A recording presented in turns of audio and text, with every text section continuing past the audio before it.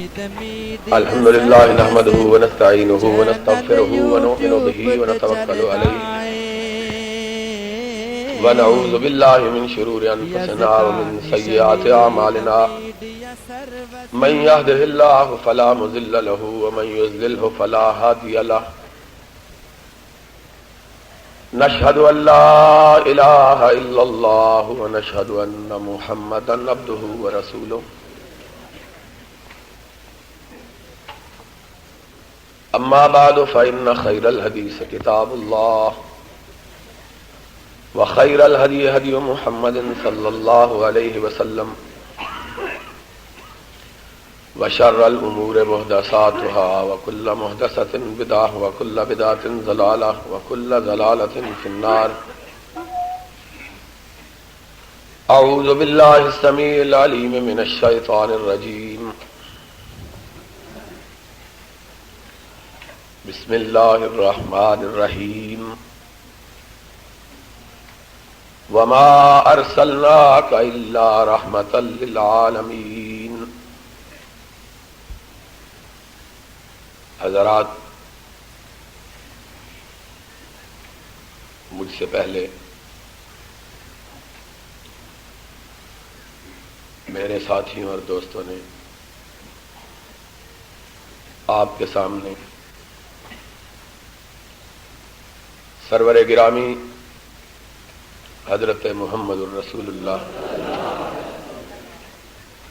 صلی اللہ علیہ وسلم کی سیرت مقدسہ کے مختلف پہلوؤں پر اپنے اپنے انداز سے گفتگو کی ہے،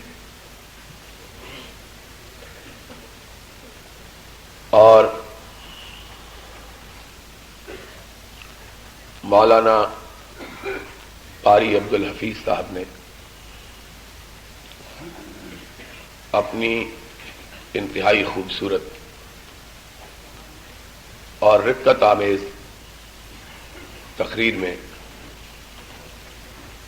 ایک بہت اہم پہلو کی طرف آپ کی توجہات کو مبذول کیا.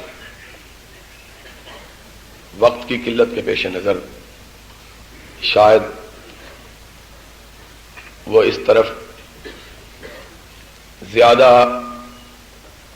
آپ کی توجہات کو مبذول نہ کروا سکے، لیکن بہرحال وہ ایک بہت اہم نقطہ تھا جس کی طرف انہوں نے اشارہ کیا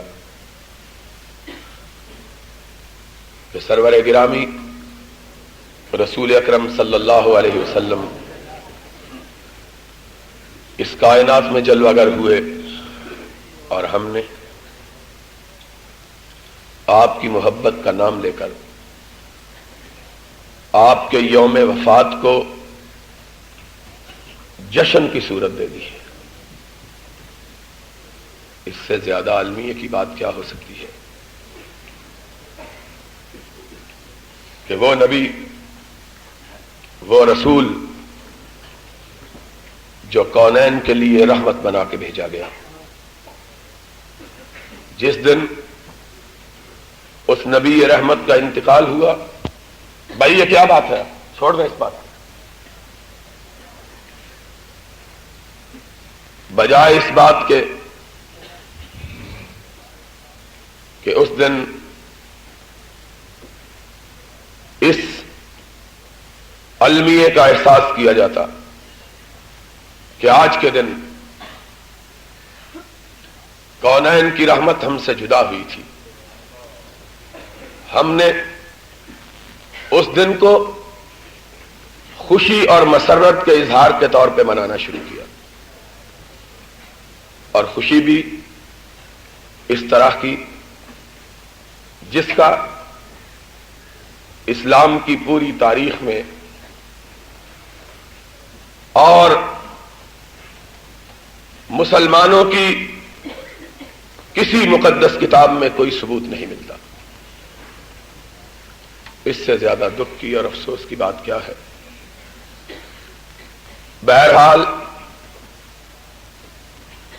رحمت کائنات صلی اللہ علیہ وسلم کی سیرت کے تذکرے سے بہت سی چیزیں ابھر کر سامنے آتی ہیں کہ وہ نبی کائنات، وہ برگزیدہ ہستی کہ اللہ نے جسے عالمین کے لیے رحمت بنایا تھا، کیا ہم نے اس ہادی برحق کو رحمت سمجھا ہے کہ نہیں سمجھا؟ آج ہم اپنے گرد و پیش پہ نظر ڈالیں تو ہمیں اس بات کا احساس ہوتا ہے کہ اپنے آپ کو مسلمان کہلانے کے باوجود اور سرور گرامی علیہ الصلوۃ والسلام کے امتی ہونے کے دعووں کے باوجود ہم نے اس رحمت سے کوئی حصہ حاصل نہیں کیا ہے۔ آج ہمارا معاشرہ بالکل اسی طرح گناہوں سے اٹا ہوا ہے جس طرح امام الانبیاء کی آمد سے پیشتر گناہوں میں لتھڑا ہوا تھا۔ کون سا گناہ تھا جو جاہلیت کے زمانے میں موجود ہو اور جس کی مثال یا جس سے بڑھ چڑھ کر گناہ آج کی دنیا میں نہ پایا جاتا؟ وہ لوگ شراب پیتے تھے لیکن نہ رب کی توحید کا اقرار کرتے، نہ نبی کا زبان پہ اپنی پہ نام آنے دیتے۔ وہ لوگ جوا کھیلتے تھے لیکن اپنے آپ کو کسی مذہب کا پیروکار نہیں کہتے تھے۔ وہ لوگ بدکاری کا ارتکاب کرتے تھے لیکن کسی نبی سے اپنی نسبت نہیں جوڑتے تھے۔ وہ لوگ خواتین کی آبرو اور عزتوں سے کھیلتے تھے لیکن اپنے آپ کو کسی مذہب کا پابند نہیں کہتے تھے۔ وہ لوگ اپنی بچیوں کو زندہ درگور بناتے تھے لیکن کسی کتاب ہدایت سے اپنا تعلق اور اپنا ناطہ استوار نہیں کرتے تھے۔ وہ لوگ دوسروں کا مال ہڑپ کرتے، انہیں غصب کرتے، ان کو لوٹتے لیکن اپنے آپ کو امام الانبیاء کا امتی نہیں بتلاتے تھے۔ بزدلی ان کا شعار تھی، کا رشتہ کسی بہادر سے نہیں تھا۔ آج ہم سوچیں کہ ہم نے اپنا رشتہ اس پوتر طاہر و مطہر نبی سے جوڑا جس نے زندگی میں کبھی بچپنے سے لے کر جوانی تک اور جوانی سے لے کر منصب نبوت پہ سرفراز ہونے تک کبھی کسی غیر محرم عورت کے چہرے پہ نظر نہیں ڈالی تھی۔ اس نبی سے ہم اپنا رشتہ جوڑتے ہیں، وہ نبی جس کی پاکیزگی کا عالم یہ تھا کہ صدیقہ کائنات کہتی ہے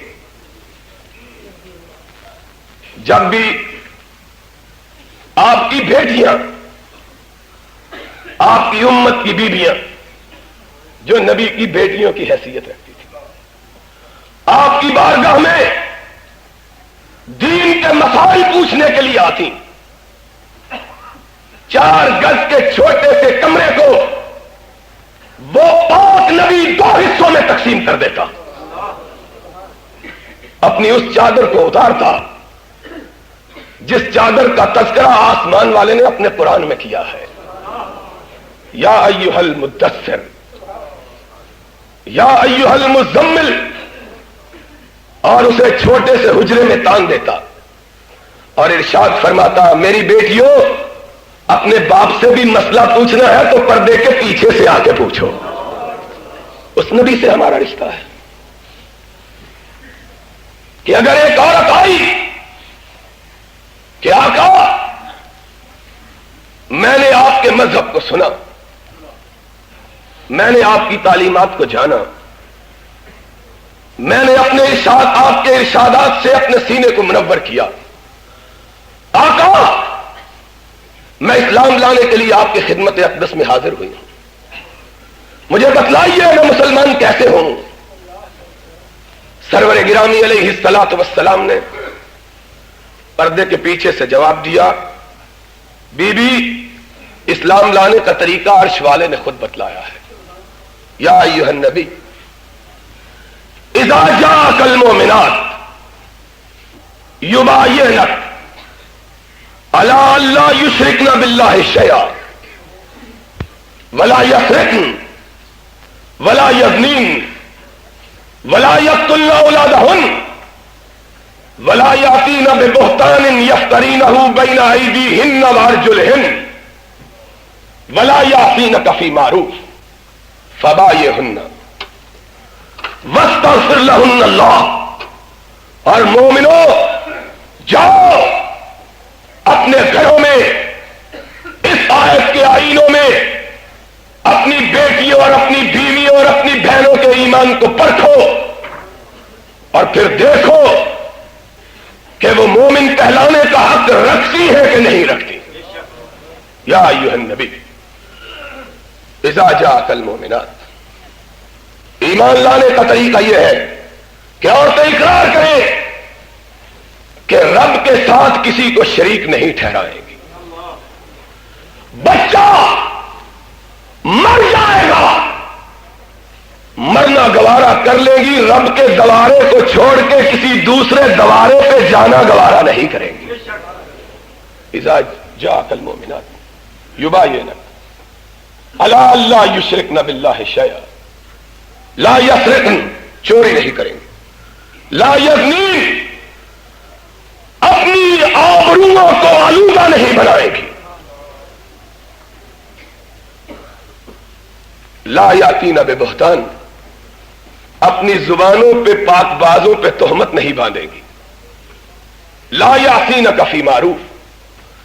آقا، ان کو کہہ دیجئے آپ کا حکم آ جائے، ساری کائنات ایک طرف ہو، آپ کی بات کو ٹالنا گوارا نہیں کریں گے۔ اگر یہ اقرار کرے بایعہن،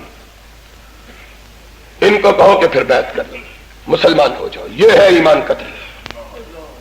حضور نے آیت کی تلاوت کی، نبی پاک صلی اللہ علیہ وسلم نے آیت کو ختم نہیں کیا کہ اس خاتون نے سمجھا کہ بیعت کے لیے شاید ہاتھ پہ ہاتھ رکھنا ضروری ہے۔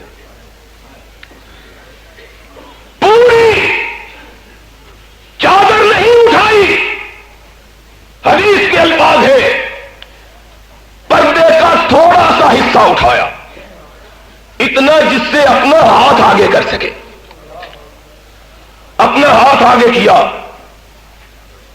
اس طاہر نبی نے، اس پاک باز نبی نے اس عورت کا بڑھتا ہوا ہاتھ دیکھا جو ایمان لانے کے لیے آئی ہے، اس کی انگلیوں پہ نظر پڑی، اپنی آنکھوں کو بند کر لیا، فرمایا بیوی اپنی انگلیاں پیچھے ہٹا لے، محمد کسی غیر محرم عورت کی انگلیوں کو دیکھنا بھی گوارا نہیں کرتا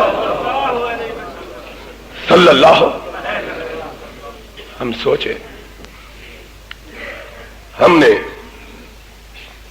آج بے دین تو بے دین ہے، دیندار شاید 1000 میں 1، اور آج وہ حدیث سمجھ میں آتی ہے کہ رحمت کائنات نے کہا تھا کہ 999 جہنم میں جائیں گے، صرف 1 جنت میں جائیں گے۔ اللہ کے رسول 999 فرمایا ہاں، جنت آسان نہیں ہے۔ آج سوچو، ہم نے جشن منائے، گورنر صاحب نے میلاد النبی کے نام پر پیغام بھی بھیجے، صدر صاحب نے اسلام کے نام پہ ریفرنڈم کروانے کا اعلان بھی کیا۔ ہم سے اسلام کے نام پہ ووٹ مانگنے والوں، پہلے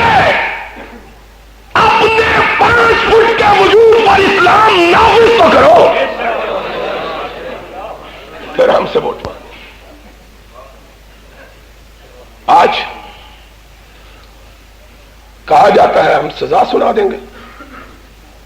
جو بات کرے گا سنا لو سزا. یہ سزا ہمارے لیے کوئی نئی نہیں ہے. مکے والوں نے میرے آقا کو بھی سزا سنائی تھی. انہوں نے بھی سزا کا اعلان کیا تھا. اس کی سزا قتل ہے. انہوں نے بھی اپنے فوجی اپنے سپاہی بھیجے تھے. جاؤ مل کے حملہ کرو, مل کے وار کرو, تاکہ کسی ایک کی تلوار پہ خون کے داغ نہ ہو, سب پہ ہو. اور جب گروہ مل کر وار کرے گا تو پھر کسی ایک پہ الزام نہیں لگے گا. عرش والے نے کہا تم سزا سنا چکے, دینے کا ارادہ کر چکے, تم سزا دینے کے لیے آؤ, میں اکیلا بچانے کے لیے آ رہا ہوں. سزائیں ہمارے لیے کوئی نئی نہیں ہے, نہ دھمکیاں نہیں ہیں, نہ اعلانات نئے. لیکن جو امام الانبیاء کو رحمت کائنات سمجھتے ہیں, جب تک زمانے میں وہ رحمت عام نہیں ہو جاتی وہ اپنی گردنوں کو کٹا سکتے ہیں, جھکانا گوارا کر سکتے ہیں. اس سے کیا فرق پڑتا ہے؟ پھر رات کی تاریکی میں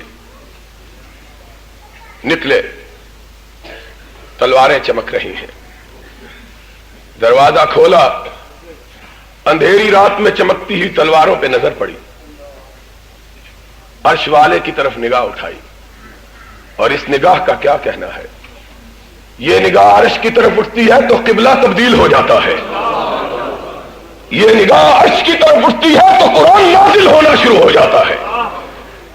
یہ نگاہ اٹھتی ہے تو عائشہ کی عصمت کے لیے 18 آیتیں قرآن میں نازل ہو جاتی ہیں. اس نگاہ کا کیا کہنا ہے؟ نگاہ اٹھی, آسمان سے آواز آئی, کیا بات ہے؟ اللہ, چاروں طرف دشمن کھڑا ہے, تلواریں چمک رہی ہیں. عرش والے نے کہا دشمن چاروں طرف کھڑا ہے, رب تیرے ساتھ کھڑا ہے.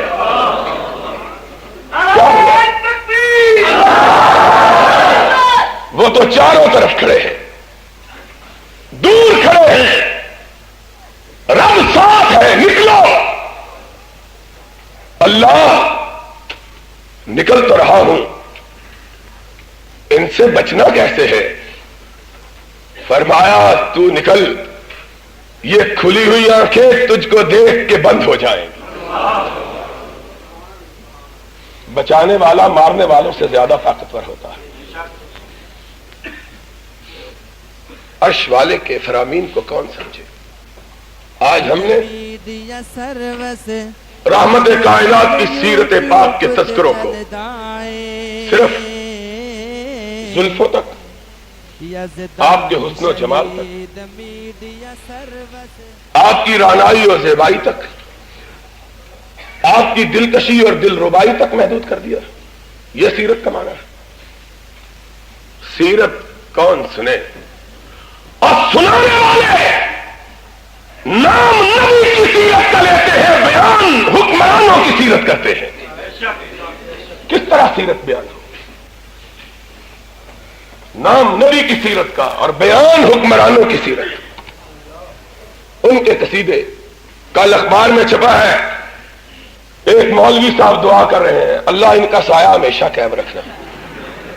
ہم نے کہا اور مٹنے والے سائے اور سمٹنے والے سائے کبھی باقی نہیں رہتے ہیں. کون رہا ہے اس کائنات؟ مٹے نامیوں کے نشاں کیسے کیسے.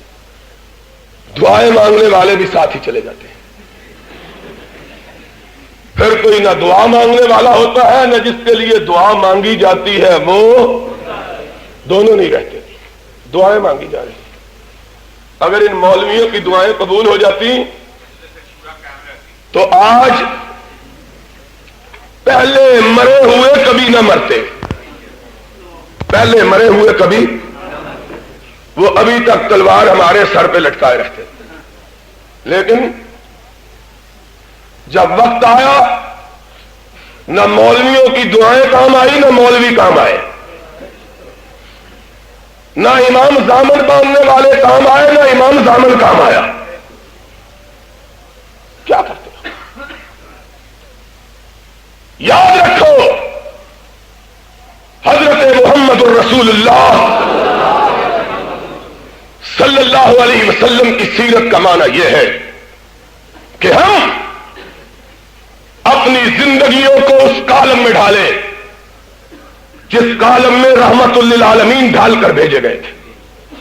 اپنے اندر کے خلاف چور بازاری، جوا، سود خوری، رشوت ستانی، شراب، بدکاری، کعبے کا رب گواہ ہے تب اس قدر نہ تھی جس زمانے کو جاہلیت کا زمانہ تھا، اس قدر عام نہ تھی. حیرانگی یہ ہے کہ ان کا عذر تو شاید قابل قبول ہو کہ ان کی ہدایت کے لیے کوئی پیغمبر نہیں آیا تھا. تمہاری ہدایت کے لیے تو رحمت کائنات آئے ہیں. تمہارا عذر رب کی بارگاہ میں کیا قابل قبول ہو؟ کون سا گناہ ہے، کون سا جرم ہے جس کی اس ملک کے اندر وجود پہ شبہ ہے اور جس کو سرپرستی حاصل ہے؟ اس ملک میں حدود آرڈیننس نافذ کیے گئے. کہا گیا زانی کو سنسار کیا جائے گا، شراب پینے والے کو کوڑے مارے جائیں گے، چور کے ہاتھ کاٹے جائیں گے، تہمت لگانے والے کو 80 درے مارے جائیں گے. اور اعلان ہی رہا، شرمندہ مانا نہ ہو سکا. کیوں؟ وہ جذبہ کہاں سے لائے جو سرور کائنات نے اپنے صحابہ میں پیدا کیا تھا؟ وہ کہاں سے لائے؟ ان حدود کو نافذ کرنے کے لیے فاروق کی ضرورت ہے، فاروق کی. ان قوانین کو نافذ کرنے کے لیے صدیق کی ضرورت ہے، صدیق کی. اس دستور کو نافذ کرنے کے لیے ذی-النورین کی ضرورت ہے، ذی-النورین کی. اس کے لیے علی حیدر کرار کی ضرورت ہے، علی کی. کہاں سے لائے؟ یارو بات بہت تلخ ہے، لیکن جو لوگ اپنے بارے میں ہر پہ اختلاف سننا بھی گوارا نہ کرے. آج جو آرڈیننس آیا ہے، رش بہت ہو گیا ہے، گرمی ہو گئی ہے کچھ زیادہ.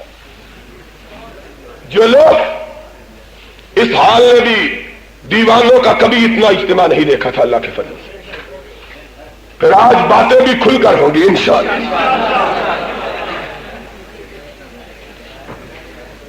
انہوں نے نافذ کرنا ہے. آج آرڈیننس آیا ہے، جو بات کرے گا 5 سال کے لیے اندر 5 لاکھ روپے جرمانہ، یہ نافذ کریں گے. اور اس نے نافذ کیا تھا جو امیر المومنین خلیفۃ المسلمین حسنین کا باپ فاطمہ کا شوہر تھا. ایک یہودی نے اسے عدالت میں طلب کیا، میری اس نے زرہ چرا لی. قاضی نے وارنٹ بھیجے، بلاؤ امیر المومنین کو، خلیفۃ المسلمین کو. عدالت میں حاضر ہوئے. اسی کٹہرے میں یہودی بھی کھڑا ہے، اسی کٹہرے میں امیر المومنین بھی کھڑا ہے. قاضی کو معزول نہیں کیا، اس کو جبری طور پہ ریٹائر نہیں کیا، اس کو ملازمت سے نکالا نہیں ہے. حاضر ہوئے، دونوں کھڑے ہیں. قاضی کی زبان سے نکلا، ابو الحسن کیا معاملہ ہے؟ علی کی نگاہ جھک گئی. فرمایا مجھے تم پہ اعتماد نہیں ہے. قاضی طرف اٹھا، کہا کیوں نہیں؟ کہا تو نے انصاف نہیں کیا، یہودی کا نام لے کے پکارا، مجھ کو عزت سے پکارا، تو انصاف نہیں کر سکتا ہے. تو نے انصاف کیا کرنا ہے؟ تو نے مجھے احترام سے آواز دی ہے، تو نے کیا انصاف کرنا ہے؟ قاضی نے کہا میں نے تیرا اس لیے احترام کیا کہ تیری نگاہوں نے محمد کے چہرے کو چوما ہے، امیر المومنین سمجھ کے احترام نہیں کیا۔ میری نگاہ میں تو بھی برابر ہے، ملزم کی حیثیت سے یہودی بھی برابر ہے، تجھے غلط فہمی نہیں ہونی چاہیے۔ اس نے اسلام نافذ کہا بتلاؤ کیس کیا ہے؟ یہودی نے کہا میری ذرا اس نے چرا لی ہے۔ فرمایا جھوٹ بولتا ہے، ذرا میری ہے۔ کہا گواہ لو۔ ہائے، اس کو گواہ پیش کیا جسے سرور کائنات نے جوانان جنت کا سردار کہا ہے، اپنا بیٹا حسن، اپنا بیٹا حسین۔ قاضی نے سر اٹھایا، شرح نے کہا گواہی مسترد ہے، یہ گواہ قابل قبول نہیں ہے۔ علی کی پیشانی پہ شکنیں پڑ گئی۔ کہا اگر جنت کے جوانوں کے سردار گواہ قابل قبول نہیں تو اور کون ہے؟ کہا جوانوں نے جنت تو ہے لیکن تیرے بیٹے ہیں اور بیٹے کی گواہی باپ کے حق میں قبول نہیں کی جا سکتی۔ جس نبی نے انہیں جوانوں نے جنت کا سردار کہا، اسی نبی نے باپ کے حق میں بیٹے کی گواہی کو قابل رد کہا۔ لے جاؤ اور گواہ لاؤ۔ اپنا غلام پیش کیا، کہا یہ بھی گواہی قابل قبول نہیں، غلام کی گواہی مالک کے حق میں قبول نہیں ہے۔ گردن کو جھکا دیا، فرمایا پھر جو شریعت کا فیصلہ ہو مجھ پہ نافذ کر دو۔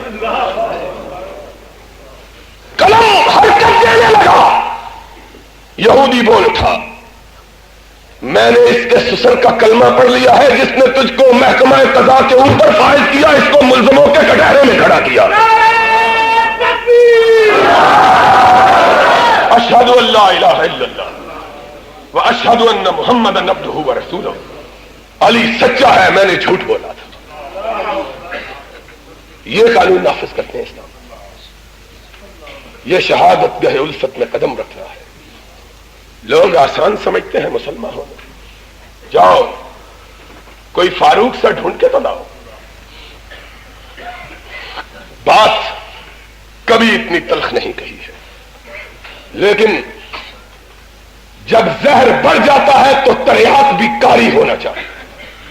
اور اہل حدیثوں سن لو، خاص طور پر اہل حدیث میرے مخاطب ہیں، جوانوں تم بھی سن لو، بوڑھا تم بھی سن لو، اور ہے عمر کے لوگ تم بھی سن لو۔ ہو سکتا ہے کہ ہم نہ رہے، ہو سکتا ہے ہم نہ رہے، لیکن تم نے نہ دامان محمد کو چھوڑنا ہے نہ اس کی سیرت و کردار کو چھوڑنا ہے۔ تم پہ ذمہ داری عائد ہوتی ہے۔ اگر تم ڈٹے رہے، اگر تم نے عزم کر لیا کہ تم نے حق کے علم کو سرنگو نہیں ہونے دینا، تو یاد رکھو پھر ہم کو تختہ دار پہ بھی لٹکا دیا جائے گا تو حق کی آواز خاموش نہیں ہوگی۔ یہ آواز جاگتی رہے گی، گونجتی رہے گی، لیکن اگر تم مر گئے پھر ہماری زندگی کا بھی کوئی فائدہ نہیں، ہماری موت کا بھی کوئی فائدہ نہیں۔ لوگوں سن لو، میں نے اس لیے، میرے باقی بھی دوست میرے بھائی ہیں، میرے ساتھی ہیں، لیکن میں نے اپنوں کو اس لیے مخاطب کیا کہ ان پہ زیادہ ذمہ داری آئی۔ تم محمد ابن حنبل کے وارث ہو،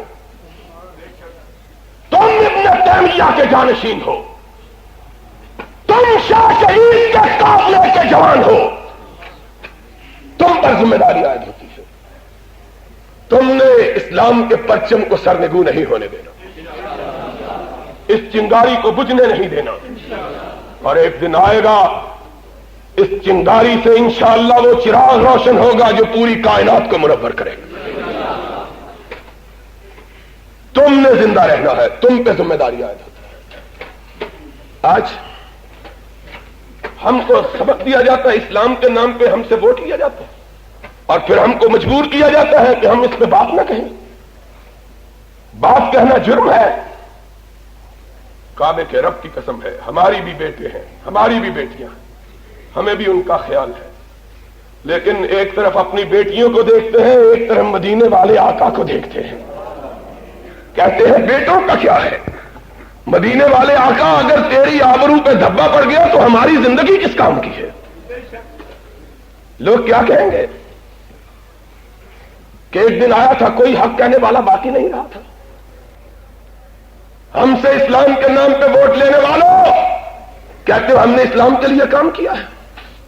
آج بھی لاہور کے اندر شاہی مسجد کے مینار رو رہے ہیں، کان لگا کے سننے والوں جاؤ، اگر تمہارے اندر دل ہے شاہی مسجد کے میناروں سے کان لگاؤ، اور انگریز کی بنائی ہوئی مسجد کے میناروں سے سسکیوں کی آواز آتی ہے کہ اسلام کا نام لینے والوں آج بھی ہماری چھاؤں کے نیچے بدکاری کے اڈے کھلے ہوئے ہیں، جاؤ شاہی مسجد کا نعرہ سنو، مسجد کے میناروں کا ماتم سنو، اور ایک طرف تمہارے اسلام کو دیکھتے ہیں، ایک طرف شاہی مسجد کے میناروں کا نوحہ و ماتم سنتے ہیں۔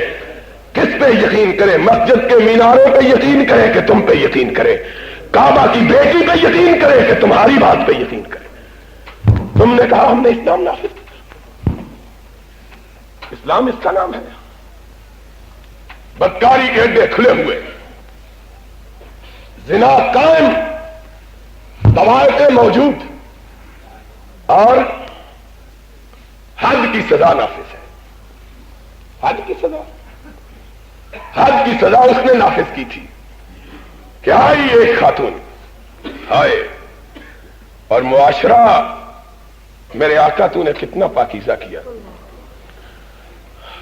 اور میں نے آیت کی بھی تلاوت کی تھی کہ ما ارسلناک الا رحمتن، بتلاؤں گا کہ آقا جہانوں کے لیے رحمت کیسے تھے، ساری کائنات کے لیے رحمت، حلیمہ کے لیے بھی رحمت، قبیلہ بنو سعد کے لیے بھی رحمت، شیما کے لیے بھی رحمت، اور اس عورت کے لیے بھی رحمت جو آئی آئے، دل کیا پیدا کیا، دل کے اندر جذبہ کیا پیدا کیا، یا رسول اللہ طہرنی، اللہ کے حبیب مجھے پاک کر دیجئے۔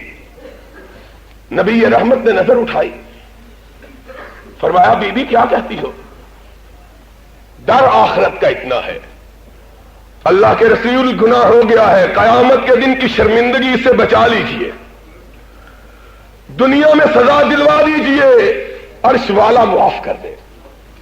یا رسول اللہ طاہرنی، یا رسول اللہ طاہر، حدیث کے الفاظ ہیں نبی اپنا چہرہ پھیر دیتے ہیں کہ عورت پلٹ جائے یہ کیا کہہ رہی ہے؟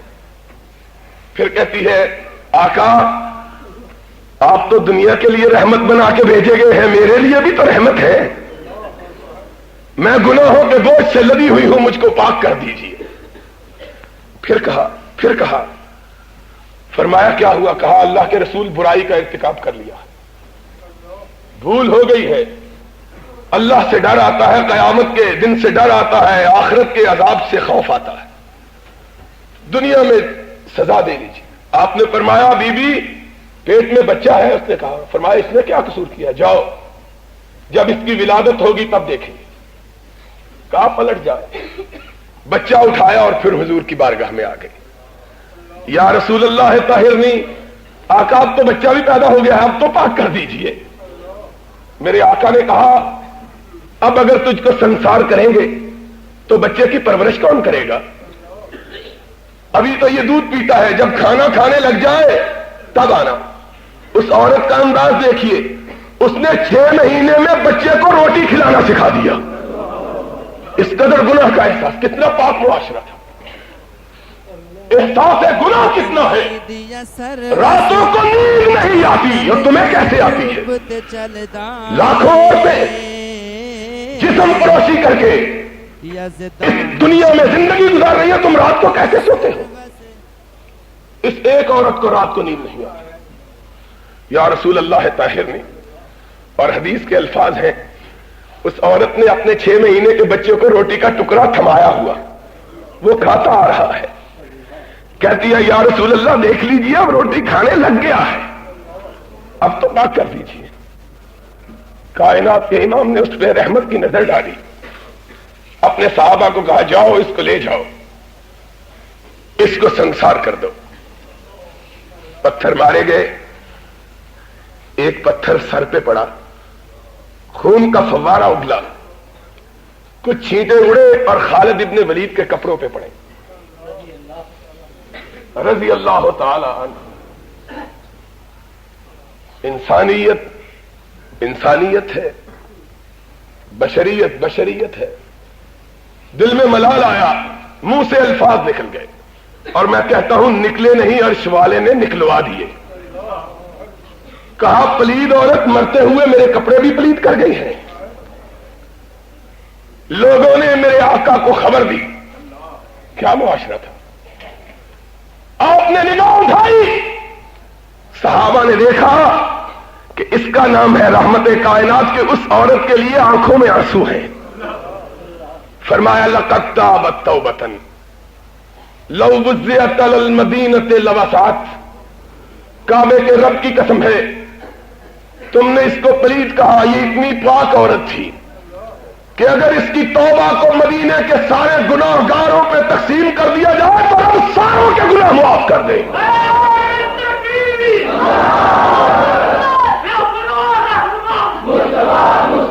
کس نے نافذ کیا؟ تم نافذ، کوئی نافذ تو کرو۔ لوگ کہتے ہیں خود بڑا نیک ہے، گرد و پیش کے بڑے بدماش ہیں، وہ نہیں کرنے دیتے۔ ہم نے کہا جو خود نیک ہوتا ہے اس کے گرد و پیش میں بھی نیکوں کے سوا کوئی رہ سکتا نہیں۔ وہ کیسا نیک ہے جو خود نیک ہے؟ ادھر تراشے ہوئے، خود بڑا نیک، فلاں گورنر، فلاں حاکم، فلاں ساتھی، فلاں ساتھی۔ اور اسلام کے لیے ریفرینڈم کراتے ہو، کوئی ذرا نافذ تو کرو، ہم تمہارے جھنڈے کو خود گلی گلی لے جانے کے لیے تیار ہیں، تاکہ قیامت کے دن عرش والا پوچھے تو سرخرو تو ہو سکے، یہ تو کہہ سکے کہ تیرے نبی کے ممبر و محراب سے بے وفائی نہیں کی ہے۔ لیکن اگر کہو کہ اس کے ممبر و محراب سے بے وفائی کر لیں، تمہاری کرسی سے وفا کر لیں، اور اس کا ممبر و محراب تو 1400 سال سے قائم ہے، اور یہ کرسیاں 14 سال بھی باقی نہیں رہتی۔ ان کرسیوں سے بے وفائی، ان کرسیوں سے وفا، ممبر و محراب سے بے وفائی۔ مالیو، زمین فروشو، سن لو، جس نے مدینے والے سے وفا کی وہ خود بھی زندہ جاوید ہو گیا، اور جس نے مدینے والے سے بے وفائی کی وہ خود بھی مٹ گیا، حکمران بھی مٹ گیا۔ ہم کو درس دیتے، مجھ کو کل بھی ایک دوست نے کہا محبت سے، کہا چھوڑو، میں نے کہا رب کی قسم ہے اپنے چھوٹے چھوٹے بچوں کو دیکھتا ہوں تو چھوڑنے کو جی چاہتا ہے، لیکن محمد کے ممبر کی طرف دیکھتا ہوں تو بات خاموش کہنے سے رہ نہیں سکتا۔ کہتا ہوں امام کائنات پوچھے گا قیامت کے دن، وہ کہے گا میں نے تو طائف کے میدانوں میں پتھر کھا کے بھی حق بات کو نہیں چھوڑا تھا، تو ڈر کے چھوڑ گیا ہے، کیا جواب دوں گا؟ وہ فرمائے گا میں تو 13 برس تک مکہ کے چوراہوں میں پٹتا رہا، بے ہوش ہو کے گرتا رہا، ننھی فاطمہ میرے زخموں پہ پھاڑے رکھتی رہی، زینب و رقیہ اپنے دوپٹے پھاڑ کے میرے زخموں کو بھرتی رہی، اور مجھ سے پوچھتی رہی آقا ہمارے بابا تو نے تو کبھی کسی کو دکھ نہیں دیا، تجھ کو لوگوں نے کیوں مارا ہے؟ تجھ کو کیوں مارا؟ تو گالی دینے والوں کے لیے دعا کرنے والا، تو برا کہنے والوں کے لیے ہدایت کی راہ مانگنے والا، تجھ کو کیوں مارا ہے؟ اور جبریل پیچھے سے کہتا اللہ کے محبوب ان کو کہو کہ تمہارے بابا کو اس لیے مارا کہ یہ ان کو جہنم کے راستے سے ہٹا کے جنت کی راہ دکھلا رہا ہے. کیسے رک جاؤں؟ سرور کائنات کی سیرت میری آنکھوں سے اوجھل ہو جائے تو رک جاؤں. آپ کا چہرہ میری نظروں سے غائب ہو جائے تو رک جاؤں. ہماری قسمت تو یہ ہے کہ ہم نے چہرہ بھی دیکھا ہے تو آمنہ کے لال کا دیکھا ہے، اور بہت سے چہرے دیکھے ہوتے شاید کبھی یہ چہرہ ہم کو بھول جاتا. کیسے بھولے اس کو؟ مصلحتیں روکتی ہے، عقل روکتی ہے. دل کہتا ہے کہ بے خطر کود پڑا آتش نمرود میں عشق، اور عقل تھی محو تماشائے لبے بام ابھی. جی کو روکتا ہوں، دل کو تھامتا ہوں، لیکن پھر نبی کے شہر میں پٹتا ہوا مالک ابن انس نظر آ جاتا ہے. اس کے چہرے پہ سیاہی بنی ہے، داڑھی کو موڑ دیا گیا ہے، زنجیریں پہنا دی گئی ہے، گدھے پہ سوار کر کے جلوس نکالا جا رہا ہے، اور کہنے والے کہہ رہے ہیں اب بھی پلٹ جاؤ. فرمایا پلٹنے کو جی تو چاہتا ہے، لیکن اس روزے والے کو قیامت کے دن جواب کیا دوں گا؟ کیسے پلٹ جاؤں میں؟ کیسے باز آ جاؤں میں؟ کیسے پلٹ جاؤں میں؟ پلٹنا چاہتا ہوں تو مجھے کوڑے کھاتا ہوا احمد ابن حنبل نظر آتا ہے. کہنے والا کہتا ہے 32,000 مولویوں نے دستخط کر دیے ہیں ریفرنڈم پہ، تو بھی کر دے. فرمایا میں نے 32,000 کو جواب نہیں دینا، میں نے ساقی حوض کوثر کی بارگاہ میں عرش والے کو جواب دینا ہے. کیا جواب دوں گا؟ کیا جواب دوں گا؟ کوڑے پڑے، خون بہا، بے ہوش ہو گئے. پانی کے لیے لب سے آواز نکلی بے ہوشی کے عالم میں. پانی، جلاد پانی لایا، سامنے کیا، ہوش آئی. کہا کیا بات ہے؟ کہا تم نے پانی مانگا تھا. کہا ہاں پیاس سے ڈھال ہو.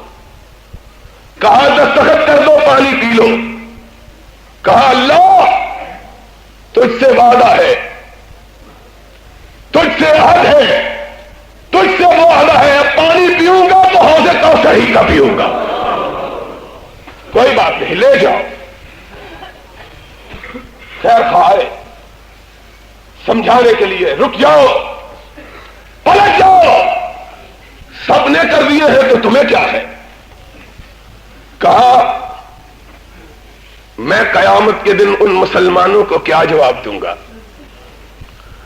جو ان ملاؤں کی طرف نہیں دیکھ رہے، احمد ابن حنبل کے لبوں کی جنبش کی طرف دیکھ رہے تھے. میں کیا کروں گا؟ میں ان کا بوجھ کیسے اٹھاؤں؟ میں پلٹنا چاہتا ہوں. مجھے ابن تیمیہ سامنے کھڑا نظر آتا ہے. زمین دوست قید خانے میں ڈال دیا گیا ہے، کھانا بند ہے.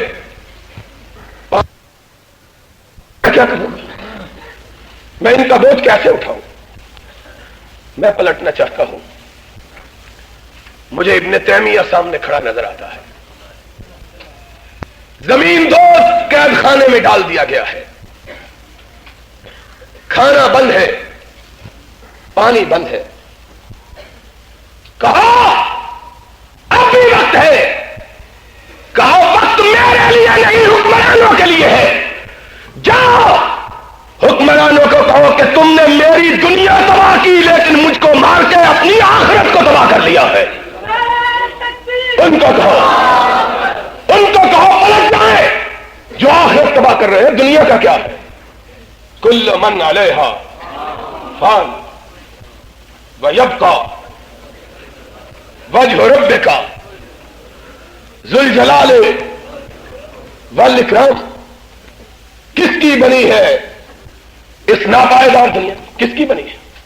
کون ہے جو رہا؟ نہ حامان رہا، نہ فرعون رہا، نہ قارون رہا. ہم نے اس ملک کے قارونوں کو دیکھا ہے. کعبے کا رب گواہ ہے ہم نے اپنی آنکھوں سے قارونوں کا عہد دیکھا، فرعونوں کو اپنی آنکھوں سے دیکھا۔ اس لاہور کے اندر ایک حکمران ہوا کرتا تھا، گورنر۔ اس نے کہا آج کے بعد تم میری کانسٹیچوئنسی ملتان میں کبھی نہیں جاؤ گے، میں تم کو وارننگ دیتا ہوں آئندہ سے ملتان کی طرف رخ نہ کرنا۔ پچھلے برس مجھ کو انگلستان میں ملا، میں نے کہا جس بستی کو مجھ پہ حرام کرتے تھے اس بستی میں ہر سال جاتا ہوں اور وہ برسی تیرا چہرہ دیکھنے کو ترس گئی ہے۔ کس کی بنی ہے یہاں؟ حکمرانوں، آج عمر قید کی سزائیں سنا لو، 10 برس 20 برس، لیکن یاد رکھو ایک دن ایسا بھی آنے والا ہے کہ حکمرانوں کو وہ سزائیں ملیں گی جو کبھی ختم نہیں ہوگی۔ اسی جناح ہال میں نے کہا تھا، کچھ لوگوں کو یاد ہوگا 77 میں موومنٹ چل رہی تھی، میں نے کہا تھا ہم گرفتار ہوتے ہیں چھوٹنے کے لیے، ہم قید ہوتے ہیں رہا ہونے کے لیے، اور حکمرانوں جب تم قید ہوگے کائنات تم کو چھڑا نہیں سکے گی۔ اور پھر چشمے فلک نے دیکھا جب تک زندہ رہے چھٹکارا نہ ملا، چھٹکارا اس دن ملا جب دنیا سے چھٹکارا پا گئے۔ ان فی ذالک لعبرۃ، تم کوئی آب حیات پی کے آئے ہو، اگر بھٹو نہیں رہا تو ضیاء الحق بھی نہیں رہے گا۔ سننا، مجھے اس ماں نے جنا ہے جس ماں نے غیر اللہ کے خوف سے اپنے سینے کو پاک کیا، وہ دودھ مجھے پلایا ہے۔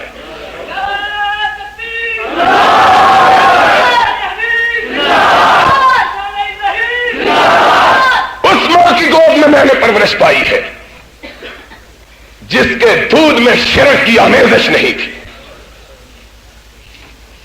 میں کبھی کبھی اپنی بات کہا کرتا ہوں کہ میرا تیسرا بھائی بیمار ہوا، 3 ہی تھے ہم اس وقت، اتنا بیمار ہوا کہ ڈاکٹروں نے لا علاج کر دیا، سوکھڑے کی بیماری، سوکھ کے کانٹا ہو گیا۔ وہ بھی قرآن کا حافظ ہے، خدا کا شکر ہے۔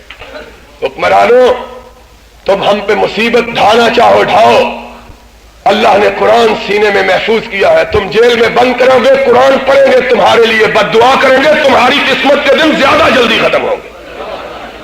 تم کیا سمجھتے ہو؟ ڈر، خوف، یہ لغت اہل حدیثوں کی لغت میں نہیں ہے، اور جو ڈرتا ہے وہ اپنے آپ کو ہمارے خانوادے سے باہر نکال دے۔ کسے کہ کشتہ یشد از قبیلہ مانی، ہمارے قبیلے کا وہ ہے جو گردن کٹاتا ہے اور مسکراتے ہوئے کٹاتا ہے۔ اس ماں کا دودھ پیا ہے، بچہ سوکڑے سے لاچار ہو گیا، 6 مہینے گزر گئے کہ 4 پائی سے اٹھ بھی نہیں سکتا، اٹھا کے پیشاب کراتے ہیں، اٹھا کے۔ ایک دن ایک خاتون آئی، میری والدہ سے کہنے لگی، بی بی حاجی صاحب تو باہر گئے ہوئے ہیں کاروبار کے لیے، میرے والد صاحب، ان کو کیا پتا چلے گا، بچہ اٹھاؤ پورن کے کنویں پہ لے چلو، وہاں نہلاؤ، بچے کو شفا ہو جائے گی، تم تو وہاں بھی کسی کو مانتے ہی نہیں،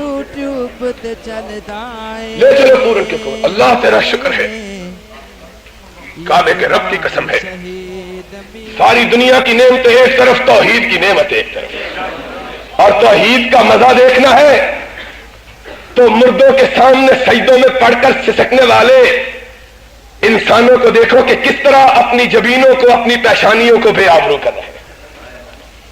توحید کی قدر و منزلت، کہا بچے کو اٹھاؤ اور اس کو پورن کے کنویں پہ لے چلو۔ ہائے ہائے، میری ماں نے سنا، تڑپ اٹھی، کہنے لگی پورن کے کنویں کی بات کرتی ہو، اس بیٹے کی؟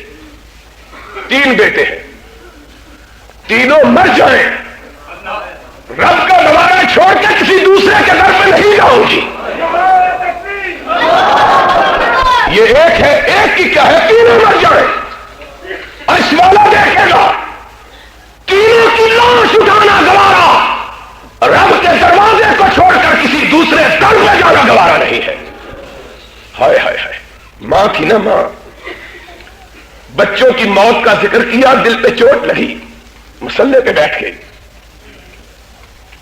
نفل پڑے اور ہاتھ دعا کے لیے اٹھائے، اللہ اس بچے کی بیماری کے لیے لوگوں نے مجھ کو تیری توحید سے بھی بہکانا شروع کر دیا ہے، اللہ یہ وہ وقت آ گیا ہے۔ اور والدہ فرماتی ہے ابھی ہاتھ نیچے نہیں گرائے تھے کہ بچے کے رونے کی آواز آئی، کیا دیکھا، جو 6 مہینے سے بچہ اٹھ نہیں سکتا تھا خود اٹھ کے پیشاب کر رہا ہے۔ عرش والے کی رحمت کو بھی جوش ہے، ہم نے اس ماں کی گود میں پرورش پائی ہے جس نے اپنے سینے کے دودھ میں کسی شرک کی آلودگی کو ہمارے جسم میں داخل نہیں کیا، اور ہم نے صرف قبروں والوں سے ڈرنے کو، درختوں سے ڈرنے کو، پتوں سے ڈرنے کو، جھاڑوں سے ڈرنے کو نام کو توحید نہیں رکھا۔ ہمارے نزدیک توحید یہ ہے اکیلا عرش والا ایک طرف، ساری کائنات کے خدا ایک طرف، ساری کائنات کے خداؤں کو بوٹ کی ٹاکر میں رکھو، رب کی توحید میں خلل نہ آنے پائے۔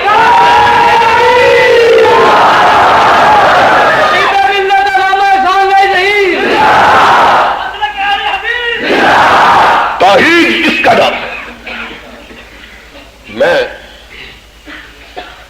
سوچتا ہوں آج کیا کہوں کیا نہ کہوں، زخموں کو کھرٹ دیا ہے، چیلنج دے کے ہم کو مت چھیڑو، دھمکیوں سے کسی اور کو ڈراؤ، ان کو ڈراؤ جو مرے ہوئے سے ڈرتے ہیں، ان کو ڈراؤ جو اپنے سایوں سے ڈرتے ہیں، ان کو ڈراؤ جو بلیوں سے ڈرتے ہیں۔ راستے سے بلی گزر جائے، حاجی صاحب واپس آ جاتے ہیں، حاجن صاحب پوچھتی ہے کیا، کہتا ہے راستے سے بلی گزر گئی ہے، وہ کہتی ہے تو اتنا اونٹ جتنا بڑا ہے تو یہ آگے سے بلی گزر گئی کیا ہو گیا، کہتا ہے تو نہیں جانتی یہ معرفت کی بات ہے۔ ان کو ڈراؤ، ان کو ڈراؤ جو بلیوں سے ڈرنے والے، جو کتوں کو بھی سرکار کہنے والے ہیں، ان کو ڈراؤ، ہم کو کیا ڈراتے ہو؟ آج مجھے ذوالفقار علی بھٹو کے زمانے میں موچی دروازے کے اندر کہا ہوا فکرہ یاد آتا ہے، ہائے ہائے ہائے، ہمیں یہ دن بھی دیکھنا پڑنا تھا، کل تک ہم سوشلزم کے خلاف لڑتے تھے، آج تم نے اسلام کے نام کو اتنا رسوا کیا ہے کہ ہمیں تمہارے خلاف لڑنا پڑ گیا، یہ دن بھی دیکھنا تھا۔ میں نے تب بھی کہا تھا سی آئی ڈی کے لوگوں لکھ لو، آج بھی کہتا ہوں ہمیں تختہ دار پہ لٹکا دو، جو جی چاہے کر لو، کعبے کے رب کی قسم ہے محمد سے بے وفائی نہیں کرے گا، بے وفائی کا تصور بھی نہیں کر سکتے۔ چڑھا دو تختہ دار پہ، اور کہا کرتا تھا اور آج دہراتا ہوں، تم ہمیں تختہ دار پہ لٹکاؤ، سولی پہ چڑھاؤ، ہماری موحد ماں آئے گی، ہمیں تختہ دار پہ لٹکا ہوا دیکھے گی، پلٹ کے آنسو نہیں بہائے گی، تب بھی یہی کہے گی میرا بیٹا جیتے جی بھی خطیب تھا، مرنے کے بعد بھی منبر پہ چڑھا ہوا ہے۔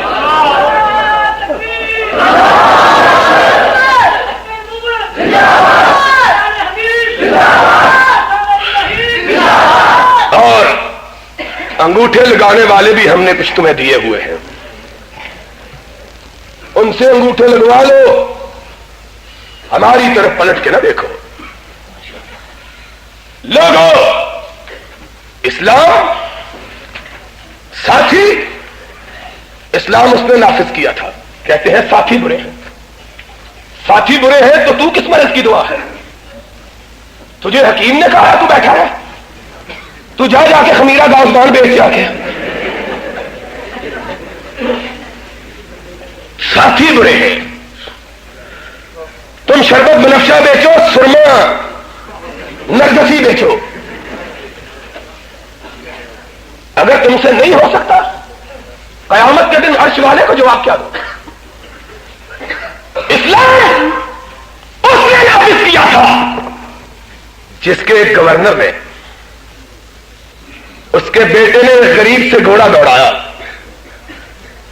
غریب کا گھوڑا آگے نکل گیا, اس کے بیٹے نے لاٹھی اٹھائی اور غریب کے چہرے پہ دے ماری. تو فقیر میرے گھوڑے سے آگے گھوڑا دوڑاتا ہے, تیری یہ جرأت؟ ہائے ہائے. وہ بھی مصر کے اندر کھڑا ہے, وہاں نہیں رکا, سیدھا مدینے میں چلا آیا. ہائے, دروازے پہ چوکدار کھڑے نہیں ہیں, پہرے دار بھی نہیں. اسلام اسلام کرتے ہو, سواری نکلتی ہے اس طرح نکلتی ہے جس طرح اچکوں کے شہر میں شریفوں کی دلہن ڈولی میں بیٹھ کے نکلے. گرد و پیش سارا گاؤں ہوتا ہے کہ کسی اچکے کی نظر نہ پڑ جائے. یہ امیر المومنین کی سواری آ رہی ہے, راستے بند, بھائی وہ ایئرپورٹ بند, گاڑیاں بند, کیا اور امیر المومنین گزر رہے ہیں, کسی گناہگار کی نظر نہ پڑ جائے. اور جواب کیا ہے؟ کہتے ہیں ووٹ دو صدر ہو جائیں گے, نہیں ہو تو ماشاءاللہ کمانڈر تو ہے ہی. یہ عجیب مسئلہ ہے. دو تب بھی ہیں, نہیں دو تو پھر بھی دو گے تو 5 سال کے لیے, نہیں دو گے تو قیامت تک کے لیے. ہم نے یہ مسئلہ کبھی نہیں سنا, ہم نے یہ مسئلہ, اگر ہم کو اجازت دو ہم بھی بات کہیں. یہ دستور زبان بندی ہے کیسا تیری محفل میں, یہاں تو بات کرنے کو ترستی ہے زبان میری. یہ عجب نام اسلام کا لیتے ہو. ہم نے تو اسلام دیکھا تو صدیق کے چہرے میں دیکھا ہے, ہم نے تو اسلام دیکھا تو فاروق کے آئینے میں دیکھا ہے, ہم نے تو اسلام دیکھا تو ذوالنورین کی قبا میں دیکھا ہے, ہم نے تو اسلام دیکھا تو علی مرتضیٰ کی رضا میں دیکھا ہے. ہمیں یہ اسلام نہیں لگ رہا کہ بولو تو زبان بند, زیادہ بولو تو دل بند, اور زیادہ بولو تو جگر بند, اور زیادہ بولو تو ہر چیز بند, صرف میں ہی کھلا ہوں. سنیے ہو جائے گلیوں سے وچ مرزا یار پھرے. یہ ہم نے اسلام کبھی نہیں دیکھا. اس اسلام کی ہم کو کبھی خبر کیوں نہیں حاجی صاحب؟ یہ اسلام ہم نے کبھی دیکھا؟ ہم نے تو اسلام دیکھا کہ آدھی دنیا کا حکمران منبر پہ کھڑا ہے, ایک اٹھتا ہے کہتا ہے نیچے اترو. کہا کیوں اتروں؟ کہا نیا کرتا پہن کے خطبہ دے رہے ہو, ہم کو چادر ملی, ہمارا کرتا تو بنا نہیں, تیرا کیسے بن گیا ہے؟ نیچے اتر, جب تک جواب نہیں دیتا تیرا خطبہ سننے کے لیے تیار نہیں. نیچے اترو. کیا کہا؟ آرڈیننس پکڑ لو, گرفتار کر لو, مار دو, ماشاء اللہ لگا دو. مولوی بےغیرت ہے جو کہتا ہے صدیق نے ماشاء اللہ لگایا تھا. ماشاء اللہ کہا نیچے اترو, نیچے اترا. کہا مجمع میں میرا بیٹا عبداللہ موجود ہے. بیٹا اٹھ کے کھڑا ہوا, بابا موجود ہو. فرمایا بیٹے اپنے بابا کی صفائی بیان کرو, وگرنہ قیامت تک تیرا باپ محمد کے منبر پہ قدم نہیں رکھے گا. پوچھنے والے کیا پوچھتا ہے؟ پوچھ. کہا ہمارا کرتا تو بنا نہیں, اس کا کیسے بن گیا ہے؟ چادر ایک ایک. کہا میرے بابے کے کرتے میں 18 پیوند تھے, اب پیوند اتنے بڑھ گئے کہ ٹانکا لگنے کی گنجائش نہیں رہی تھی. مجھ کو بھی چادر ملی, بابا کو بھی ملی, میں نے اپنی چادر اپنے بابا کو دی, دونوں کو ملا کے کرتا بنایا ہے. کہا ساتھی اطمینان ہو گیا ہو تو منبر پہ قدم نہیں رکھتا ہو, وگرنہ قدم نہیں رکھتا. ہم کو اسلام کی نئی تعبیر نہ کرو. یہ انگوٹھا چھاپ مولوی جو اسلام بنائے, ساری کائنات اس کو مان لے, وہاں بھی اس کو ماننے کے لیے تیار نہیں ہے.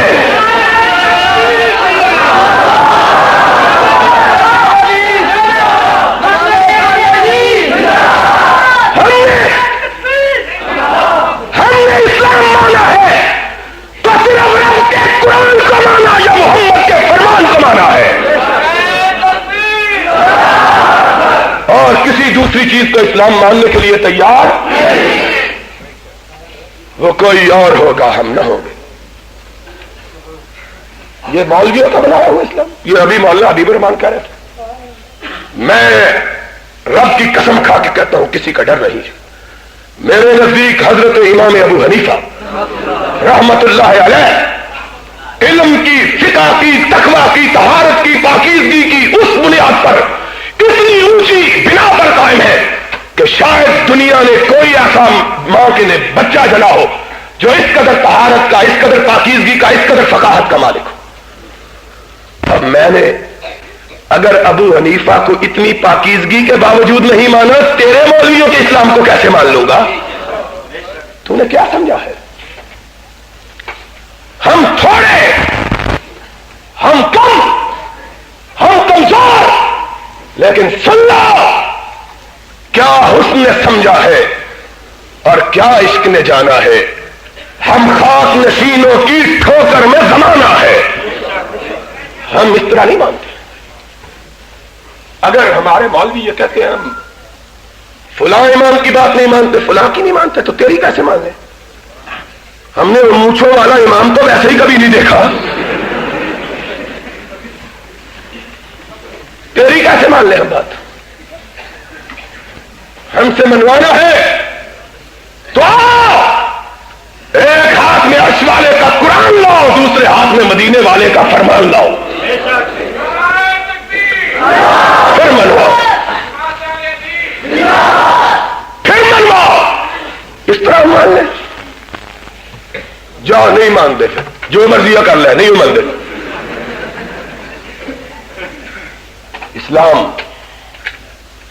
اسلام کس کا نام ہے؟ ہم کو کوئی اور سبق پڑھاؤ، اسلام کا سبق ہم کو نہ پڑھاؤ کہ اسلام ہمارا اوڑھنا بھی، اسلام ہمارا بچھونا بھی، اسلام ہمارے سر کا تاج بھی، اسلام ہماری روح کی آواز بھی، اسلام ہمارے دل کی دھڑکن بھی، اسلام ہماری روح کی بالیدگی بھی۔ یہ بات اگر بتلانی ہے تو ہم سے پوچھو، تم کون ہوتے ہو بتلانے والے؟ اسلام اس کا تھا۔ فاروق اترو، ہم نہیں مانتے تیری بات، بتلاؤ کہ کہاں سے لیا۔ اسلام اس کا تھا، اور یہ بات فاروق نے کہی تھی، اس کی سیرت کے آئینے میں کہی تھی جس کے نام سے آج جلسہ ہو رہا ہے۔ اس نے جاتے ہوئے اپنے اصحاب کے جھمگٹے میں جو آسمان ہدایت پہ ستاروں کی طرح جگمگا رہے تھے، ان کے مجمع میں کھڑے ہو کے کہا محمد جا رہا ہے، کسی کو دکھ ہو اٹھ کے کہو بدلہ لے لے، بدلہ۔ ہائے، مارنا بڑی بات ہے، مار کھانا ہائے یہ نہیں۔ مارنے والوں کو کبھی یہ خیال نہیں آیا کہ ایک دن آئے گا کہ شاید ہمیں بھی مار پڑ جائے، اور اسی لیے جب جناب بھٹو اقتدار سے الگ ہوئے نہیں آتا ہے، لوگوں نے کہا کیوں؟ ہم نے کہا خدا کا شکر ہے ہم نے اقتدار والوں سے لڑنا سیکھا ہے، کمزوروں پہ ہاتھ اٹھانے کی کیا بات ہے۔ لیکن ایک شعر میں نے پڑھا تھا، پیچھے پیچھے پولیس تھی، آگے آگے بھٹو تھا، اور ہر روز بیچارہ واویلا کرتا تھا، سی آئی ڈی، پولیس، فوج۔ تو میں نے کہا تھا اسی باعث تو قتل عاشقاں سے منع کرتے تھے، اسی باعث تو قتل عاشقاں سے منع کرتے تھے، اکیلے پھر رہے ہو یوسف بے کارواں ہو کر۔ اور حکمرانوں، آج تمہاری خدمت میں بھی یہی شعر ہے، ایک دن آئے گا ہم ہوں گے تم نہیں ہوگے، ہم ہوں گے۔ کیوں؟ ہمیں تو عادت پڑی ہوئی ہے مار کھانے کی، مارنے والے کی زندگی تھوڑی ہوتی ہے، مار کھانے والے کی زندگی بڑی ہوتی ہے۔ یقین نہ آئے تو شمار کر کے دیکھ لو، ہم نے اس 18 سال کی زندگی میں 4 حکمران ہنڈائے ہیں، 4۔ ایک فیلڈ مارشل ہنڈایا ہے، ایک فل جنرل ہنڈایا ہے، اور ایک خانزادہ نواب زادہ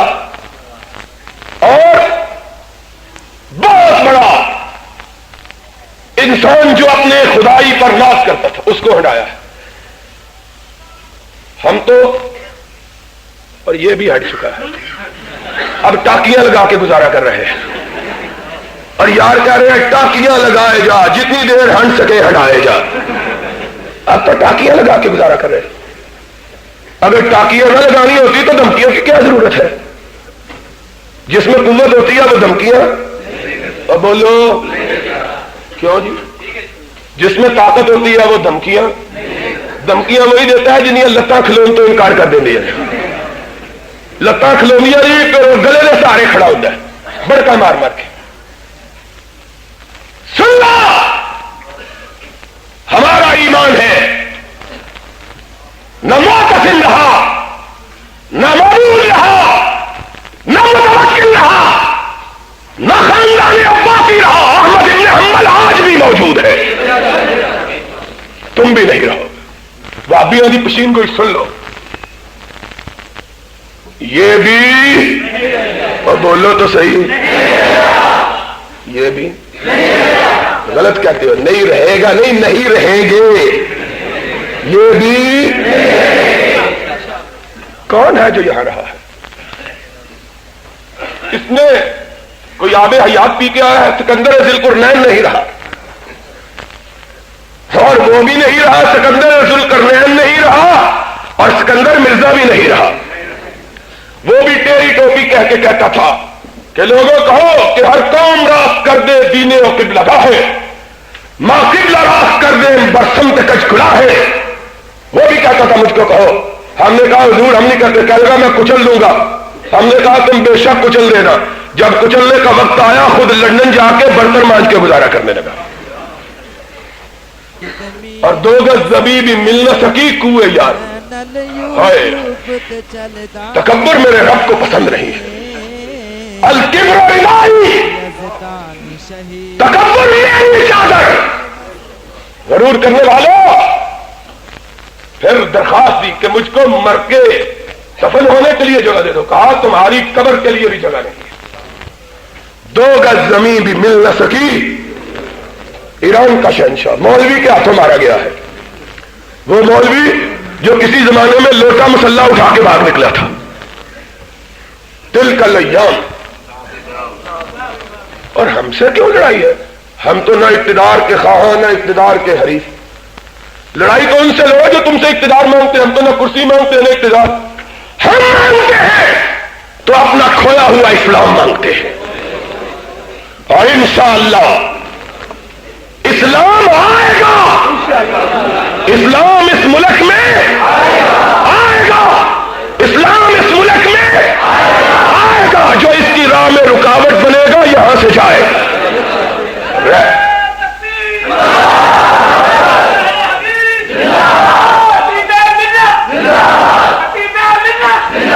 کوئی اسلام کی راہ میں رکاوٹ بننے والا یہاں رہ سکتا؟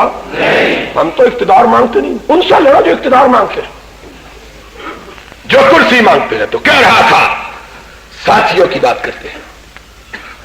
مصر کے اندر اس کے گورنر کے بیٹے نے مارا. مصر میں نہیں رکا, مدینے میں آیا. عمر تیرے ہوتے ہوئے محمد کے لائے ہوئے دین کی آبرو مٹ جائے. تیرے ہوتے ہوئے تڑپ اٹھے. کہا کیا ہوا ہے؟ کہا تیرے گورنر کے بیٹے نے مجھ کو مارا ہے. تیرے گورنر کے بیٹے نے مجھ کو. ہائے ہائے ہائے. لوگوں ذرا اپنے سینوں کے لوح پہ لکھ تو لو. گورنر کون تھا؟ صرف گورنر.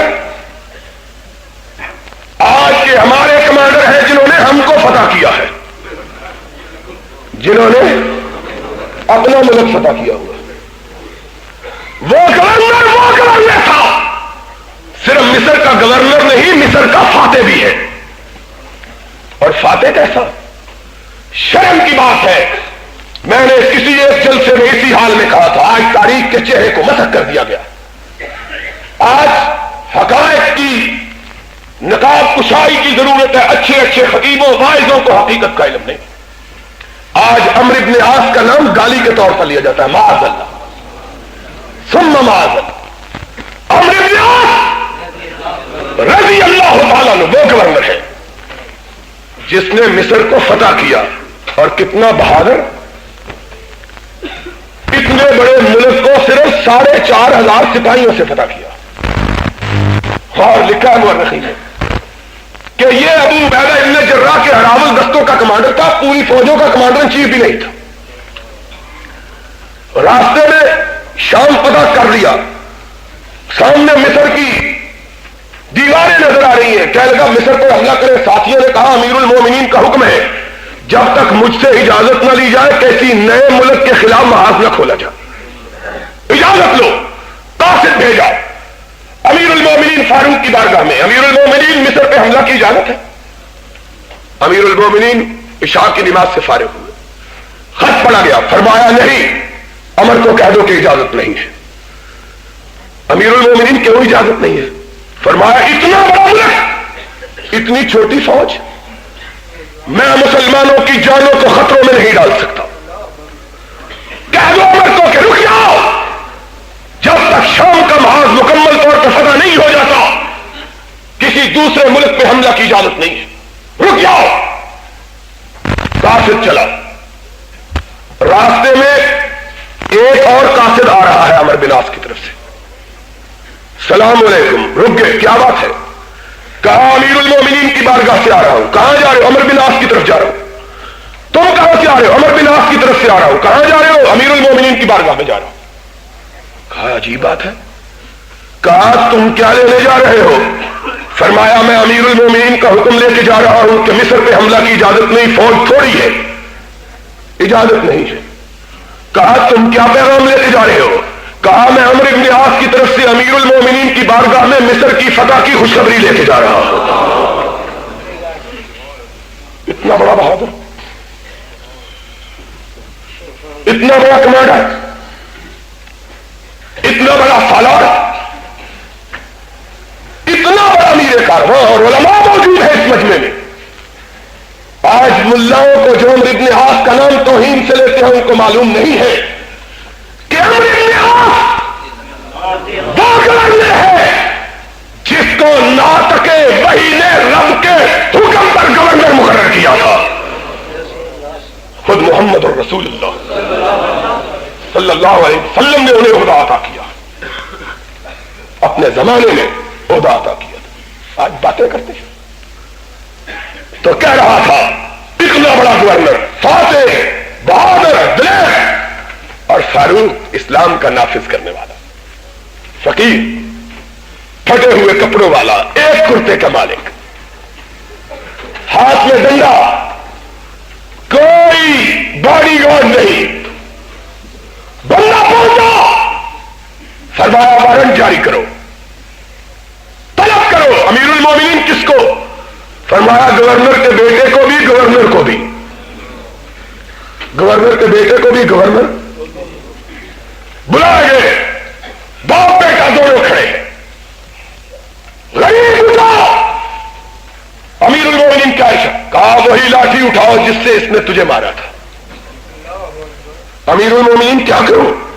فرمایا ایک اس کو مارو، ایک اس کے باپ کو مارو، ایک گورنر کو مارو، ایک عمرو بن عاص کو. عمرو بن عاص پر اٹھے. امیر المومنین میری خطا کیا ہے؟ میرے بیٹے کو مارو، میں نبی کا ماننے والا اپنے بیٹے کی سفارش نہیں کروں گا، اپنے بیٹے کی سفارش نہیں کروں گا. مارو، بدلہ لو، لیکن میرا قصور کیا ہے؟ فرمایا تیرا قصور یہ ہے کہ تو نے اپنے بیٹے کی صحیح تربیت نہیں کی. تیرے بیٹے کو اگر غریب پہ ہاتھ اٹھانے کی جرأت ہوئی تو تیرے عہدے کی وجہ سے ہوئی ہے. عمر یہ گوارا نہیں کر سکتا کہ قیامت کے دن رب کی بارگاہ میں اس پہ دعویٰ دائر کیا جائے خود تو اچھا تھا، ساتھی بڑے برے تھے. اسلام لا، اسلام کو تم اسلام لاؤ، ہم چپے چپے پہ تمہارا جھنڈا اٹھا کے چلیں گے. اور تم اسلام نہ لاؤ تو محمد کے ماننے والے گلی گلی تیرا مقابلہ کریں گے. لڑیں گے. ہماری منہ میں زبان ہے، بات کہیں گے. ہاتھ میں لکھنے کی لیے قلم ہے، لکھیں گے. ہاتھ قلم کر دو، زبان کاٹ دو، آواز نہیں آئے گی، دل سے پھر بھی صدائے محمد بلند ہوتی رہے گی.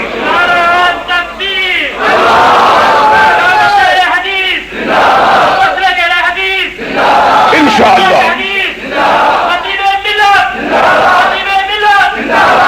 سن لو، اس ملک کا مقدر صرف اس کتاب کی حکمرانی ہے. اس ملک کا مقدر صاحب سیرت کے نظام کا نفاذ ہے. گھوڑوں پہ بیٹھ کے، گڈوں پہ بیٹھ کے جلوس نکالنے کا نام اسلام نہیں ہے. ہار پہننے کا نام، رقص کرنے کا نام، بھنگڑے ڈالنے کا نام اسلام نہیں ہے. بدکاری کو عملی طور پر مٹانا، نیکی کو عملی طور پر نافذ کرنا اور اپنے آپ کو نبی کی سیرت کے سانچوں میں ڈالنا، اس کا نام اسلام ہے. آؤ اس دن ہم سے کہنا جب اپنے آپ کو نبی کی سیرت کا آئینہ بناؤ گے. تمہارے امال بھی اسی طرح کے ہوں گے جس طرح فاروق کے امال تھے. تمہارے گورنر بھی اس طرح کے ہوں گے جس طرح صدیق کے گورنر تھے. پھر ہم سے کہنا، پھر تمہیں کہنے کی ضرورت نہیں ہوگی. لیکن اب دور ختم ہو چکا. اب تماشا دکھا کر مداری کے جانے کا وقت آ گیا ہے، اور دنیا کا کوئی طاقت اب اس راہ میں رکاوٹ ڈال سکتی؟ ہم غریب لوگ ہیں، فقیر لوگ ہیں، منہ میں زبان رکھتے ہیں، ہاتھ میں قلم، اور جمہوری قدروں پہ یقین رکھتے ہیں. تخریب کاری، تخریب اندازی شریعت میں بھی منع سمجھتے ہیں، اخلاق کے لحاظ سے بھی منع سمجھتے ہیں. لیکن حق کی آواز یہ اہل حدیث کا توہرا امتیاز ہے. اور جوانوں اور میری قوم کے ثبوتوں، اٹھا، آج تمہارے مسلک کو، آج تمہاری جماعت کو، آج تمہارے موقف کو تمہاری ضرورت ہے. کس کے لیے؟ حق کی علم برداری کے لیے، اس ملک میں کتاب و سنت کی عملداری کے لیے، سرور کائنات کے نام نامی کے بلند کرنے کے لیے، رب کی توحید کو عام کرنے کے لیے، شرک کو مٹانے کے لیے، گمراہی کو مٹانے کے لیے، کتاب و سنت کو پھیلانے کے لیے. اور انشاءاللہ وہ دن آنے والا ہے جب پاکستان کی فضاؤں میں پرچم لہرائے گا تو یا کتاب اللہ کا لہرائے گا یا سنت رسول اللہ کا لہرائے گا.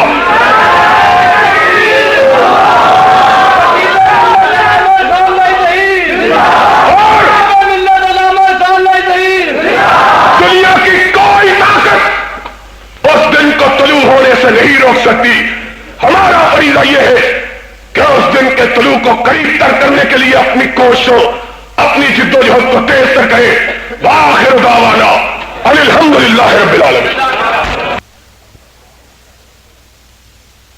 ہم کو ان سے ہے وفا کی امید جو نہیں جانتے وفا کیا ہے.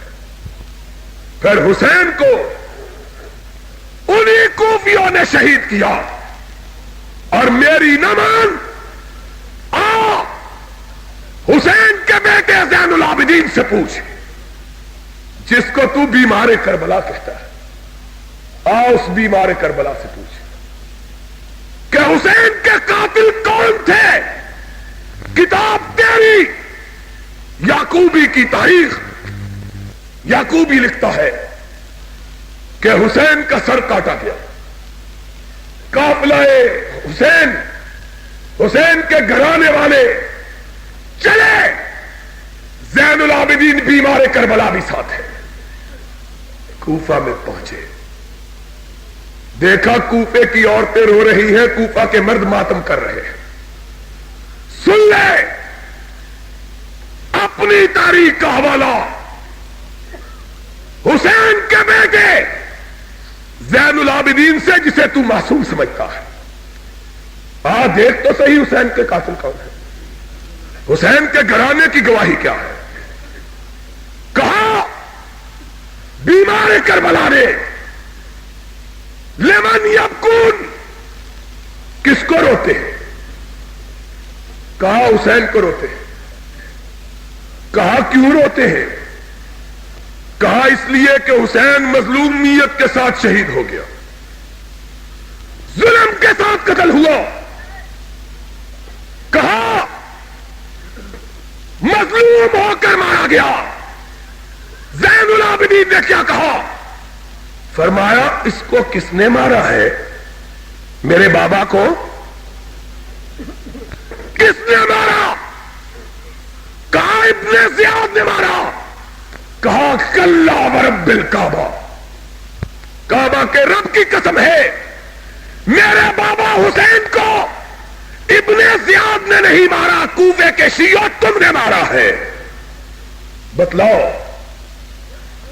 کس نے مارا ہے حسین کو؟ کتاب بھی تیری، امام بھی تیرا، حسین کا اپنا بیٹا کوفے والوں کو کہہ رہا ہے کہ میرے باپ کے اصل قاتل حسین کے اصل قتل کرنے والے کوفہ کے شیعہ۔ ہم پر کیا الزام لگا؟ ہم نے کیا قصور کیا؟ اور تعجب کی بات یہ ہے، مسئلہ آیا ہے تو بیان کر دیتا ہوں۔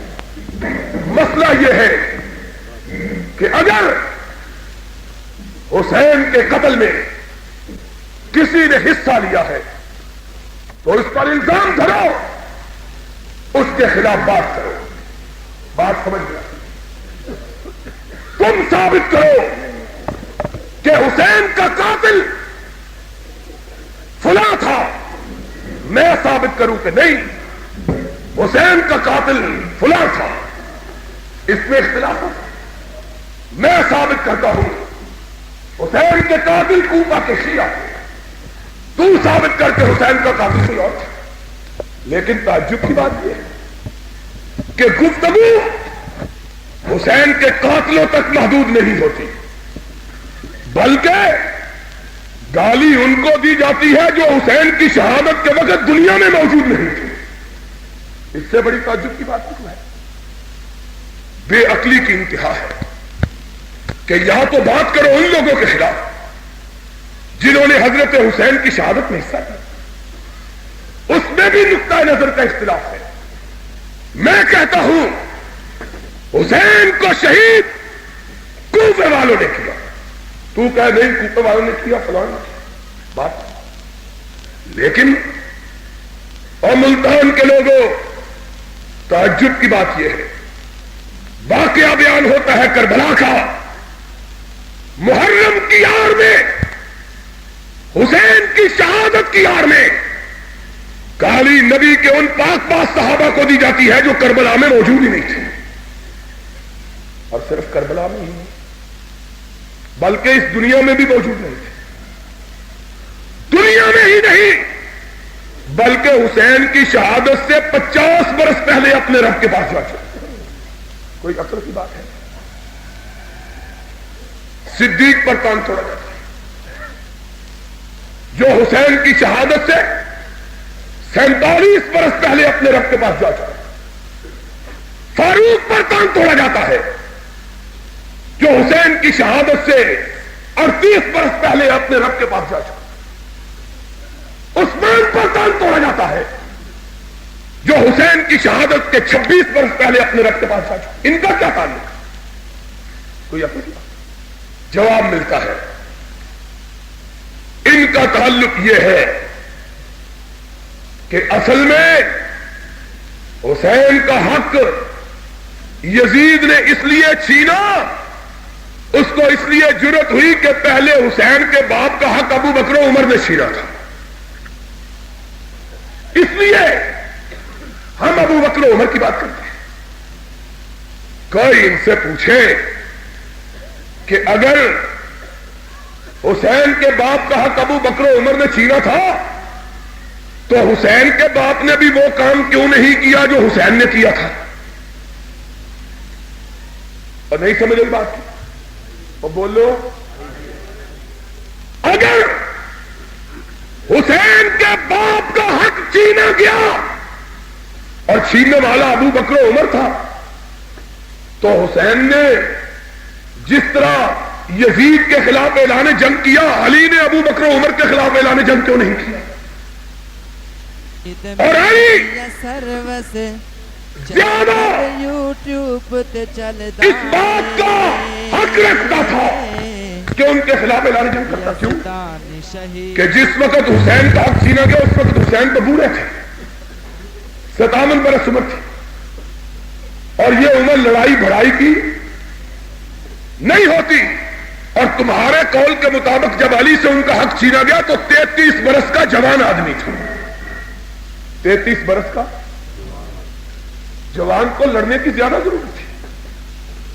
اور پھر علی شیر خدا تھا، فاتح خیبر تھا، سارے مرحب تھا، قاتل مشرکین تھا، اسد اللہ الغالب علی کل غالب تھا، صاحب ذوالفقار تھا، لا قطع الا علی تھا، لا سیف الا ذوالفقار تھا.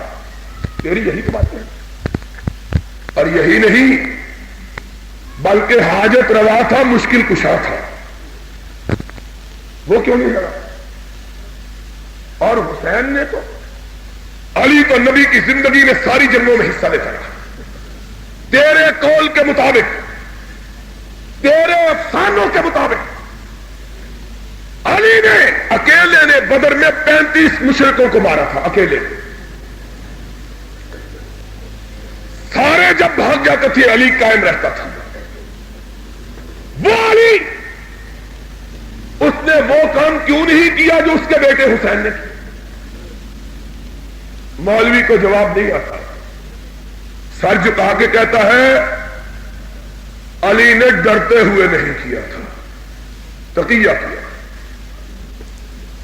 میں پوچھتا ہوں اگر علی نے تقیہ کیا تھا تو حسین نے تقیہ کیوں نہیں کیا؟ بتلا. اور پھر علی اور یزید کے پاس تو بڑا لشکر تھا،